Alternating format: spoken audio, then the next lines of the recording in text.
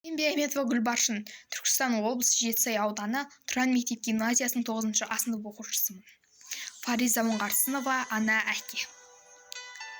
Әкем біреу, анам да біреу менің. Мен жығылсам, сүйенер тіреулерім.